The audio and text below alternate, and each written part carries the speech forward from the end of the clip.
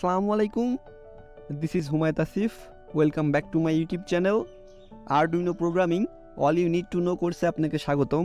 আজকের ভিডিও টিউটোরিয়ালটির মাধ্যমে আমরা জানতে পারবো আরডুইনো বোর্ড ডিসক্রিপশন সম্পর্কে, আরডুইনো বোর্ডের বিভিন্ন কম্পোনেন্টস সম্পর্কে জানবো। আজকে আমরা আরডুইনো উনো বোর্ডের বিভিন্ন ধরনের কম্পোনেন্টস, কোনটার কী কাজ সেটা সম্পর্কে আমরা বিস্তারিত জানার চেষ্টা করব। তো প্রথমে আসি আমরা আরডুইনো উনো বোর্ডের ইউএসবি পোর্টে। হচ্ছে আরডুইনো উনো বোর্ডের ইউএসবি পোর্ট, যেটা অ্যাকচুয়ালি আসলে ইউএসবি বি টাইপ। এই ইউএসবি বি টাইপটা অ্যাকচুয়ালি আসলে টাইপ এ প্লাগ টু টাইপ বি দিয়ে কম্পিউটারের সাথে আরডুইনো বোর্ডটাকে কানেক্ট করতে হয়, এবং এই কেবলটার মাধ্যমে আমরা আসলে আরডুইনো বোর্ডটাকে প্রোগ্রামিং করি কম্পিউটারের মাধ্যমে। শুধু যে আমরা কম্পিউটার দিয়ে আরডুইনো বোর্ডটাকে প্রোগ্রামিং করি এমন না, আমরা চাইলেও ওটিজি কেবলের মাধ্যমে মোবাইল ফোন দিয়ে বা স্মার্টফোন দিয়ে চাইলে আমরা আরডুইনো বোর্ডটাকে প্রোগ্রামিং করতে পারি। ছোটোখাটো প্রোগ্রামিং করে আমরা আসলে টেস্টিং পারপাসে দেখতে পারি। বাই দ্য ওয়ে, এই ইউএসবি পোর্টটা যতক্ষণ পর্যন্ত কম্পিউটারের সাথে কানেক্ট থাকে ঠিক ততক্ষণ পর্যন্ত কম্পিউটারের মাধ্যমে এই আরডুইনো বোর্ডে পাওয়ার পায়। তাই আসলে যতক্ষণ পর্যন্ত এই ইউএসবি পোর্টটা কানেক্ট করা আছে আপনাকে বাইরে থেকে এক্সটার্নাল কোনো পাওয়ার সাপ্লাই দেওয়ার প্রয়োজন নাই। আচ্ছা, এর পরবর্তীতে আমরা আসি এই ছোট্ট পলিফিউজটা। এটার নাম আসলে পলিফিউজ। তো এটার কাজ হচ্ছে আরডুইনো বোর্ডটাকে ইউএসবি থেকে যদি কখনো ওভার কারেন্ট যায় সেটাকে প্রোটেক্ট করার জন্য। অনেক সময় দেখা যায় আসলে ইউএসবি পোর্ট যদি 500 মিলি অ্যাম্পিয়ারের থেকে বেশি কারেন্ট যায় তাহলে এই পলিফিউজটা আসলে অটোমেটিক্যালি কানেকশনটাকে ব্রেক করে দেয়, যা অ্যাকচুয়ালি যাতে ওভার কারেন্টের কারণে আরডুইনো বোর্ডটা আসলে নষ্ট না হয়ে যায়। তো এইটার কাজ অ্যাকচুয়ালি ওভার কারেন্টটাকে প্রোটেকশন করা। এই যে কালো কালারের যে জ্যাকটা দেখতে পাচ্ছেন এটাকে অ্যাকচুয়ালি বলা হয় ডিসি পাওয়ার জ্যাক। এটা আসলে ইনপুট পাওয়ার নিয়ে থাকে। তো আমরা যদি কখনো চাই ইনপুটে পাওয়ার সাপ্লাই দেওয়ার জন্য তাহলে আমরা এই জ্যাকটা ইউজ করি। অ্যাকচুয়ালি এইখানে আরডুইনোতে পাওয়ার সাপ্লাই দেওয়া হয় মেইনলি। তো এই ডিসি পাওয়ার সাপ্লাইতে 7 থেকে 12 ভোল্ট পর্যন্ত পাওয়ার দেওয়া হয় এক্সটার্নালি, যেটা বাইরে থেকে আমরা দিই। এটা দেওয়ার জন্য আমরা বাইরে থেকে অ্যাডাপ্টার, ট্রান্সফর্মার বা যে কোনো ধরনের পাওয়ার সাপ্লাই ইউজ করতে পারি, বা চাইলে আমরা ব্যাটারিকেও আসলে ইউজ করতে পারি, 9 ভোল্ট ব্যাটারি। তো দেখা যায় এই জ্যাকটা সর্বোচ্চ 20 ভোল্ট পর্যন্ত বা ম্যাক্সিমাম 20 ভোল্ট পর্যন্ত ইনপুট আমরা এই জ্যাকটা নিতে পারে। এই তো পরবর্তীতে এই যে ছোট এটার নাম বলা হয় ভোল্টেজ রেগুলেটর। তো এই ভোল্টেজ রেগুলেটরের কাজ কি? অ্যাকচুয়ালি আমরা যে এক্সটার্নাল পাওয়ার সাপ্লাই দিলাম যে ডিসি পাওয়ার জ্যাক দিয়ে, এই যে ডিসি পাওয়ার জ্যাক দিয়ে যে পাওয়ারটা দিলাম সেটা আমরা 7 থেকে 12 ভোল্ট বা 9 ভোল্টের ব্যাটারি বা ম্যাক্সিমাম 20 ভোল্ট দিলাম। তো এই ভোল্টেজ রেগুলেটরের কাজ হচ্ছে এই ভোল্টেজটাকে আসলে 5 ভোল্টে কনভার্ট করে ফেলা।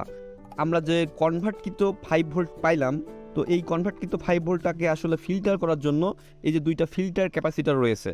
তো পরবর্তীতে এই ফিল্টার ক্যাপাসিটর 5 ভোল্টকে ফিল্টার করে সরাসরি আউটপুট পিনে পাঠিয়ে দেয়। পরবর্তীতে আমরা যে 5 ভোল্টটা পাচ্ছি ফিল্টারকৃত 5 ভোল্ট, এই ফিল্টারকৃত 5 ভোল্টটাই আরডুইনোর আউটপুট পিনগুলোতে পাঠানো হয়, এবং আমরা এই আরডুইনোর বোর্ডের আউটপুট যে 5 ভোল্টের পিন, এই 5 ভোল্টের আউটপুট পিনগুলো নিয়ে আমরা পরবর্তীতে কাজ করি। তার মানে অ্যাকচুয়ালি দাঁড়াইলো যে ডিসি পাওয়ার যাকে আমরা যে ইনপুটটা দিচ্ছি সেইটা ভোল্টেজ রেগুলেটরের মাধ্যমে কনভার্ট হয়ে ফিল্টার হয়ে আমরা এই আউটপুট পিনগুলোতে 5 ভোল্ট আকারে পাইতেছি। এবার 3 ভোল্ট রেগুলেটর।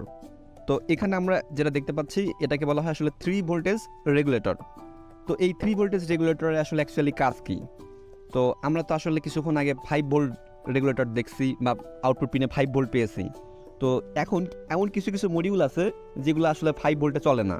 যেমন ধরেন ব্লুটুথ মডিউল, আরএফ মডিউল, এইগুলো চলার জন্য 5 ভোল্টেজ থেকেও আরও কম ভোল্টেজ দরকার হয়। সেটার জন্য আসলে 3.3 ভোল্ট দরকার, অ্যাপ্রক্সিমেটলি 3.3 ভোল্ট হলে এগুলো খুব প্রপারলি বা ভালোভাবে চলে। তো সেক্ষেত্রে আসলে এক্সটার্নাল পাওয়ার সাপ্লাই থেকে আমরা যে পাওয়ারটা পাই সেটাকে কনভার্ট করার জন্য এই 3 ভোল্ট রেগুলেটর আসলে কাজ করে।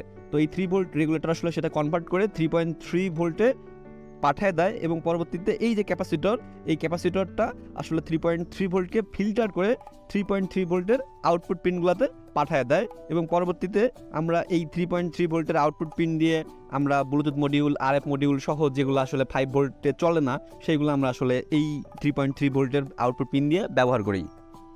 আচ্ছা, এবার আসা যাক এই যে M7 ডায়োড। এই যে এইটা দেখতে পাচ্ছেন এটাকে বলা হয় M7 ডায়োড। তো এই M7 ডায়োড যেটা, এটার কাজ হচ্ছে পাওয়ার জ্যাকে, এই যে পাওয়ার জ্যাক, এই পাওয়ার জ্যাকে যে পাওয়ারটা আমরা দেই সেই পাওয়ারটা আসলে এই M7 ডায়োড হয়ে এই যে ভি ইন, এইখানে দেখতে পাচ্ছেন ছোট্ট এই ভি ইন পিনে চলে যায়। তো এই ডায়োডের জন্য কিছুটা ভোল্টেজ অ্যাকচুয়ালি ড্রপ হয়। যেমন ধরেন যদি আমি মনে করি বা আমি এক্সটার্নাল পাওয়ার সাপ্লাই পাওয়ার জ্যাকে 12 ভোল্ট আসলে আমি ইনপুট দিচ্ছি, তো এই ক্ষেত্রে আমি আসলে এইখানে পাবো 11.5 ভোল্ট। তো এই M7 ডায়োড দেওয়ার উদ্দেশ্য হচ্ছে যদি কোনো কারণে আমরা এই পাওয়ার জ্যাকে পজিটিভ নেগেটিভ উল্টাভাবে দিই বা দেখা যাচ্ছে কোনো কারণে আমি উল্টা করে ফেলেছি, তো সেই ক্ষেত্রে আসলে আমার আরডুইনো বোর্ড তো নষ্ট হয়ে যাইতে পারে। তো এই M7 ডায়োডটা আসলে যদি কোনো কারণে পজিটিভ নেগেটিভ আমি উল্টাও দিয়ে থাকি যাতে কোনো প্রবলেম না হয়।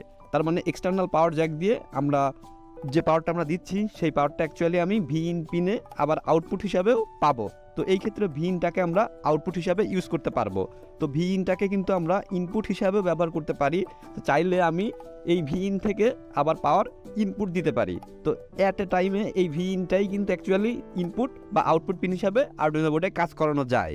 তো আপনাকে অবশ্যই যখন খেয়াল রাখতে হবে যদি আপনি ভিইনটাকে ইনপুট হিসাবে দিচ্ছেন ঠিক সেই মুহূর্তে বা সেই টাইমে আপনাকে খুব মনোযোগ সহকারে খেয়াল রাখতে হবে যে আপনি ডিসি পাওয়ার দিয়ে পাওয়ার দিচ্ছেন কি না, ডিসি পাওয়ার জ্যাক দিয়ে, এবং আপনি হচ্ছে অ্যাট এ টাইমে আপনি কেবল দিয়ে আবার পাওয়ার দিচ্ছেন কি না। আপনাকে অবশ্যই খেয়াল রাখতে হবে যে এই ভিইন দিয়ে যদি কখনো আপনি আরডুইনো বোর্ডে পাওয়ার সাপ্লাই ইন করেন বা ইনপুট দেন, তো সেই ক্ষেত্রে কোনোভাবেই যেন ডিসি পাওয়ার জ্যাকে আপনি আসলে পাওয়ার না দেন। অ্যাট এ টাইমে দেখা যাচ্ছে যে আপনি আসলে ভিইন দিয়েও ইনপুট দিচ্ছেন, আবার ডিসি পাওয়ার জ্যাক দিয়েও ইনপুট দিচ্ছেন, আবার দেখা যাচ্ছে যে আপনি পাওয়ার কেবল দিয়ে বা কম্পিউটারের যে কেবল প্রোগ্রামিং কেবল এই কেবল দিয়েও ইনপুট দিচ্ছেন। তো এই ক্ষেত্রে আসলে আপনার আরডুইনো বোর্ডটা নষ্ট হতে পারে। তো এই ক্ষেত্রে আপনাকে অবশ্যই খুব ভালোভাবে মনোযোগ দিয়ে দেখতে হবে যে আপনি যখন ভিইন পিন দিয়ে আরডুইনো বোর্ডে ইনপুট দিচ্ছেন ঠিক সেই সময় যেন আপনি ডিসি পাওয়ার জ্যাক বা হচ্ছে আপনার কেবল দিয়ে যেন আপনি পাওয়ার না দেন। তো এই ক্ষেত্রে যদি আপনি দিয়ে থাকেন তাহলে আপনার পুরো আরডুইনো বোর্ডটাই নষ্ট হয়ে যাবে যদি তিনটা দিয়েই অ্যাট এ টাইমে আপনি হচ্ছে ইনপুট দেন আরডুইনো বোর্ডে। এবার আসি অপ অ্যাম্প বা কম্প্যারেটর। এটাকে আসলে অপারেশনাল অ্যাম্পলিফায়ার আইসি বা হচ্ছে কম্প্যারেটর আইসিও বলা হয়ে থাকে। তো এটার কাজ হচ্ছে যদি কখনো এক্সটার্নাল পাওয়ার সাপ্লাইয়ে আপনি পাওয়ার দিচ্ছেন, আবার ইউএসবি পোর্ট বা এই প্রোগ্রামিং যে পোর্ট এই পোর্টে আপনি পাওয়ার দিচ্ছেন, মানে দুই জায়গাতে আপনি ইনপুট পাওয়ার সাপ্লাই দিয়ে দিয়েছেন। তো এই ক্ষেত্রে আসলে এই অপ অ্যাম্প বা এই কম্প্যারেটর কাজ করে কি এই দুইটার মধ্যে আসলে কম্পেয়ার করে যে কোনো একটাকে সে বোর্ডে আরডুইনো বোর্ডে পাস করে দেয়। তার মানে দাঁড়ালো অ্যাকচুয়ালি এই অপ অ্যাম্পের কাজ হচ্ছে আসলে দুইটা ভোল্টেজকে কম্পেয়ার করা। আচ্ছা, এবার আসি আমরা আরডুইনো বোর্ডের প্রাণ বা আরডুইনো বোর্ডের জান বা আপনি যাই বলেন আরডুইনো বোর্ডের হার্ট, তো সেটা হচ্ছে আসলে মাইক্রো কন্ট্রোলার। তো এই যে মাইক্রো কন্ট্রোলার আমরা সবাই মোটামুটি জানি যে আরডুইনো বোর্ডে আসলে একটা মাইক্রো কন্ট্রোলার আছে না, অ্যাকচুয়ালি আরডুইনো বোর্ডে দুইটা মাইক্রো কন্ট্রোলার আছে। একটা হচ্ছে এই যে ATmega 328P এবং আরেকটা আছে এই যে ATmega 16U2। তার মানে আমরা আরডুইনো বোর্ডে দেখতে পাচ্ছি দুইটা মাইক্রো কন্ট্রোলার আছে এবং দুইটা মাইক্রো কন্ট্রোলারের কিন্তু দুইটা ভিন্ন ভিন্ন কাজ। এই যে বড় ATmega 328P যে মাইক্রো কন্ট্রোলারটা আছে এইটা আসলে অ্যাকচুয়ালি ইউএসবি পোর্ট সাপোর্ট করে না। তার মানে আপনি চাইলে এই ইউএসবি কেবল কানেক্ট করে সরাসরি আপনি এই মাইক্রো কন্ট্রোলারটাতে আপনি কোনো কোড আপলোড করতে পারবেন না বা কোনো প্রোগ্রাম আপলোড করতে পারবেন না। তো এই ক্ষেত্রে আপনার আসলে প্রয়োজন হবে ATmega 16U2 মাইক্রো কন্ট্রোলার। কারণ হচ্ছে ATmega 328P মাইক্রো কন্ট্রোলার সরাসরি সিরিয়ালি কোনো কিছু কোড নিতে পারে না। তো তাই ATmega 16U2 micro controller USB থেকে যে কোডটা পায় সে সরাসরি সেই কোডটা নিয়ে সিরিয়ালি কনভার্ট করে এবং সিরিয়ালি কনভার্ট করে সেটা ATmega এই 328Pতে পাঠিয়ে দেয়। এই ATmega 16U2 এর ভিতরে আসলে সিরিয়াল ইন্টারফেস থাকে। তো এই মাইক্রো কন্ট্রোলারটিকে আমরা অনেক সময় ইউএসবি কন্ট্রোলার বলেও ডাকি। এবার আমরা আসি 16 মেগাহার্টজ ক্রিস্টাল অসিলেটর। তো এই 16 মেগাহার্টজ ক্রিস্টাল অসিলেটরের কাজ কি? এই 16 মেগাহার্টজ ক্রিস্টাল অসিলেটরের কাজ হচ্ছে মাইক্রো কন্ট্রোলারকে প্রসেসিং পাওয়ার দেওয়া। তো এই ক্রিস্টালগুলো আসলে ফ্রিকোয়েন্সি জেনারেট করে যেটা দিয়ে অ্যাকচুয়ালি যে কোডটা পাঠানো হয়েছে সেটা রান করে। উপরের এই ক্রিস্টালটা আসলে ATmega 16U2 এর জন্য, আর নিচের এই ছোটো ক্রিস্টালটা আসলে ATmega 328P এর জন্য। এবার আমরা আসি আরডুইনো বোর্ডের চোখে পড়ার মতো চারটা ছোট্ট জিনিস নিয়ে, যেটা আসলে এলইডি, ছোটো চারটা এলইডি যেটা আমরা দেখতে পাচ্ছি। তো এই এলইডি মানে হচ্ছে অ্যাকচুয়ালি লাইট ইমিটিং ডায়োড, যেগুলো আসলে বিলিং করে বা এক কথায় আলো জ্বলে। তো এই চারটা এলইডির 4 রকম কাজ আছে। তো আমরা এই এলইডিগুলো সম্পর্কে একটু জানার চেষ্টা করি। তো প্রথমে আমরা আসি নিচের এই ছোট্ট এলইডিটা। এই এলইডিটাকে আসলে পাওয়ার এলইডি বলা হয়। তো যদি আমরা কখনো আরডুইনোকে পাওয়ার দেই, সেটা আসলে যদি আমরা ডিসি পাওয়ার জ্যাক দিয়ে দিই, ইউএসবি কেবল দিয়ে দিই বা ভিইন পিন দ্বারা দিই, তাহলে আসলে এই এলইডিটা জ্বলে ওঠে এবং আমরা বুঝতে পারি আমাদের আরডুইনো বোর্ডটা আসলে পাওয়ার কানেক্টেড। তারপরে আমরা আসি এই ছোটো ছোটো দুইটা এলইডি, যেটাকে আসলে বলা হয় আরএক্স এলইডি, আর আরেকটাকে বলা হয় এই পাশেরটা, এটাকে বলা হয় টিএক্স এলইডি। তো আরডুইনো যখন আসলে সিরিয়াল কমিউনিকেশন করে, এর সময় ডেটা ট্রান্সফার করে বা রিসিভ করে, তখন এই এলইডিগুলো ব্লিঙ্ক করে ওঠে, এটা বোঝানোর জন্য যে আসলে ডেটা ট্রান্সমিট বা রিসিভ হচ্ছে। আর এই সর্বশেষ যে এলইডিটা আছে, এটা আসলে বিল্ড ইন এলইডি, বা এটা আসলে 13 নম্বর পিনের সাথে ইন্টিগ্রেটেড একটা এলইডি। তো এই এলইডিটাকে আমরা আসলে এলইডি বলেও বলে থাকি। এটা সবসময় ফিক্সড থাকে এবং এটা 13 নম্বর পিনের সাথেই ফিক্সড।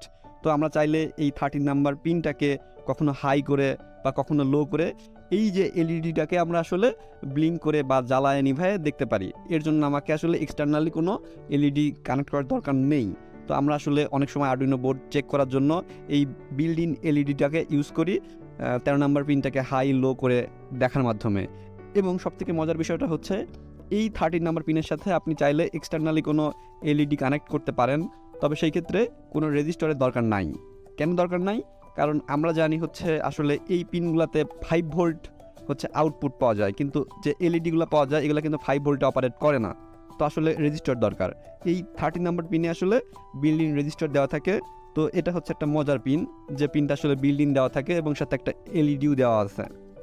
আজকের ভিডিওটা ঠিক এ পর্যন্তই।